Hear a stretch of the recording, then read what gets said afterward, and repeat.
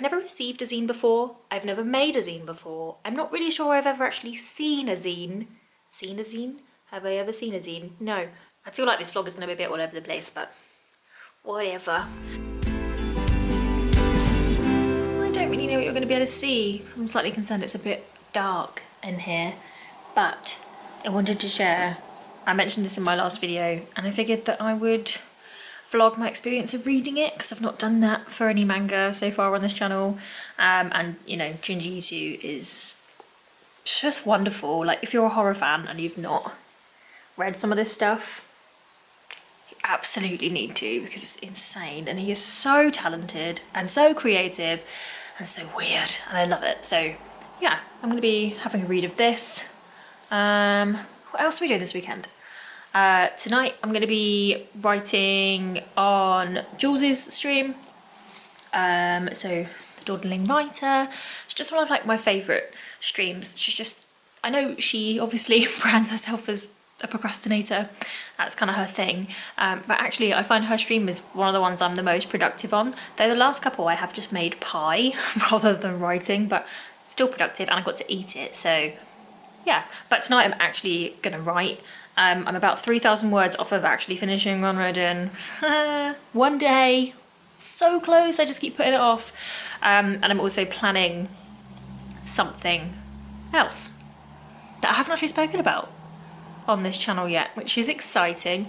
And once I've properly planned it, then I'll start talking about it, because I'll be focusing on that for the rest of the year, I think, and then picking Run Rodin back up either December or January, depending on how the drafting goes for this new thing, which is not Mosquito. Oopsie. It was going to be, and then this other thing just appeared, and then I decided to do this instead, so you know how it is. Anyway, yeah, I'm gonna vlog the old experience of reading this. I don't really know where I'm filming this, but I figured I would show you the view from my window, because I always sit sort of in the window and read, and this is the view. I don't know if this is just making me sound a little bit balmy and a bit trapped in my own flat, but I suppose in a way we're all trapped right now, aren't we? It was a bit more existential than I meant it to be. Alright, Junji, show me what you got. This thing is ridiculous. Getting some words in, definitely not procrastinating. I'm honestly so close to finishing one word in, though I do keep writing myself notes. I've got so much to add.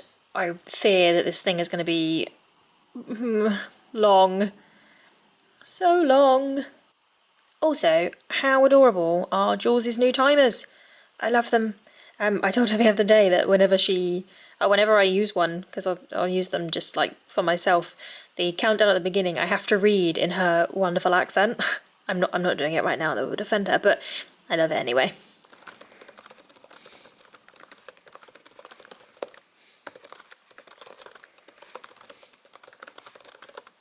Taking a break from reading and writing to make some bread. I've never made bread before. I have absolutely no idea what this is going to turn out like. I might poison everyone. Okay, I've basically read none of this so far because I spent too long just staring at the artwork. But honestly, look. It's just creepy and unsettling and cool. And just literally everything that Junji Ito is known for. I mean, hello! Save some talent for the rest of us. So I've just finished the first short story. I guess that's what it is. It is a short story compilation, we'll call it that. It was called Billions Alone, and it was so kind of horribly relevant to the situation we're all in right now. Basically about being alone. And what I took from it was one big, is it called an allegory? Is that what it is? Like a metaphor for modern life and being surrounded by billions of other people, but never making like any actual connections with people. So yeah, essentially the title is exactly what it's about. So Billions Alone. It was Ito, obviously, so it's pretty gnarly, obviously. Yeah, if you're a little bit squeamish, this is not for you. Don't read this while like eating or something. I mean, I'm fine, especially as it's mostly black and white. It's fine, but yeah, if you're a little bit squeamish. Could not recommend this to you. I thought it was awesome. I think pretty much everything he does is awesome. The only thing I would say, and I find this with all Junji Ito stuff, I don't know if it's a stylistic decision, probably. I don't dislike it, it's just like an observation, is that the twist or the sort of the solution or the resolution literally happens in like the last couple of squares of the last page. So yeah, I don't know, that bugs me a little bit because it doesn't really tie it up, it just kind of, yeah, I don't want to give anything away. No spoilers. But the end of the first story is a bit of a twist, and I don't particularly feel like it made sense. I mean, I knew what happened, but the twist to me, the character who was behind what was happening to these people, it didn't work for me, actually. But the story itself and the allegory and the metaphor, I totally get, and it's weirdly relevant now, which is... yay.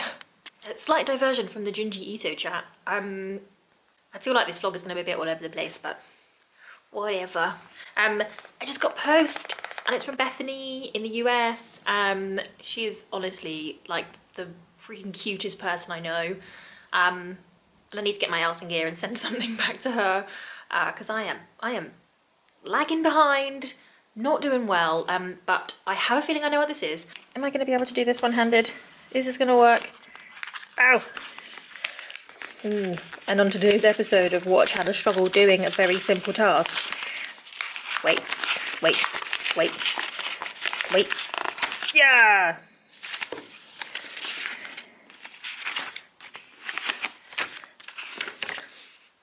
Oh, she's so freaking adorable. I have more stickers. Oh, look at this little guy. Oh, he's adorable. I will find him a home on my laptop. Look at this thing. It's so thoughtful. I have never made a zine before, but this has inspired me to have a bash. This is so amazing. We're on battery number 3 because I am too lazy to charge any of them. Just charge some of them. But I've just finished reading Bethany's zine, and it's 100% Bethany. It's weird and slightly creepy and unsettling and wonderful, and I love the tone of voice and I love the characters. I don't think I've ever read anything this short, but like totally bought into the idea of the story. I've never received a zine before. I've never made a zine before. I'm not really sure I've ever actually seen a zine. Seen a zine? Have I ever seen a zine? No, I haven't in the wild before. And Bethany, you've inspired me to make one and send it back to you. I don't actually have a printer, so yeah, we'll see how that goes. But I vow, yeah, to make my own zine and send it over to you eventually, at some point, in between Nano and things, but I'm gonna send it to you. Hey, so I am on story 2 in the Ito collection, and that is The Human Chair, which is based on the original story by Edogawa Ranpo, which I have not read but I have heard of, and I know you can get it for free online, so I'm pretty tempted to read this short and then go back to the original and see how they compare. Yeah, enjoying it. It's exactly what I expected from an Ito book, to be totally honest. Much of the same, but I like the same. So that's fine. I have finished. I have some thoughts, though I think they're mostly thoughts about Junji Ito's stuff in general. I find some of his stories a little bit hit and miss, I think. I don't necessarily see this as a bad thing, and it doesn't really affect, like, anything he does I will buy and enjoy in some, like, to some extent, but I definitely feel like his I don't know, attention sits more with the artwork and the illustration and the design of stuff. And maybe the core concept is definitely his bag, but I always feel like I get like 75% of the way through one of his short stories, or maybe 80% of the way through, and then I suddenly stop liking it. I hardly ever like the way he resolves things. I think there is literally one story in here, which I think it's in a different collection of his stuff as well. I can't remember because I haven't read everything he's done.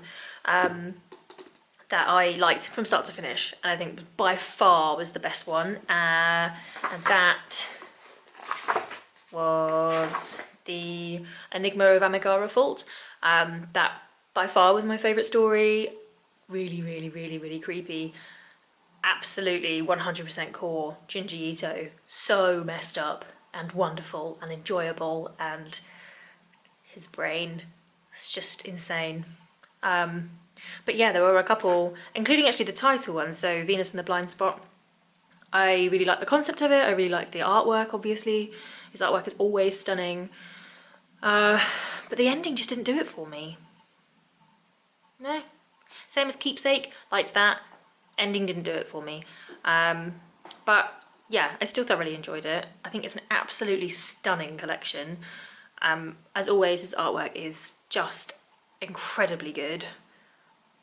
But I don't think he's a good finisher. I don't know. What do you think? Have you read any Junji Ito? Maybe you can recommend me some different horror manga. It'd be good. I've watched a fair bit of horror anime, but I haven't really read manga. Besides Junji Ito, I've not really read any manga actually. So yeah, maybe I should give some more a go. Give me some recommendations down below. One last little clip before I wrap this up.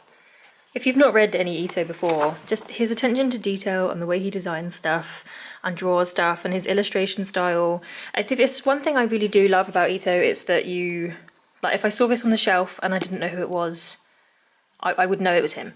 I would absolutely know it was his artwork and his style.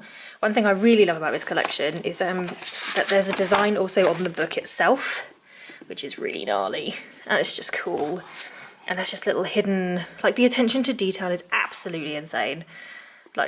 Just stop it. Just stop. I feel like this was a bit of a rambly vlog, kind of went off on all sorts of different directions. So yeah, sorry about that. Not particularly focused. Which seems to be the story of my October actually. Not particularly focused. That's the strapline. But yeah. I really enjoyed this collection. I knew I would because it's Junji. I knew what I was getting into. Yeah, really enjoyed it. If you have read it, let me know what you think. What's your favourite Ito story? I actually do think that the Enigma of the Amigara Fault might be up there for me now. I think that's definitely one of the best ones I've ever come across. Really, really enjoyed it. I hope you enjoyed this vlog. If you did, please do give it a thumbs up and be sure to subscribe to my channel. And I will be back soon with another video. Bye!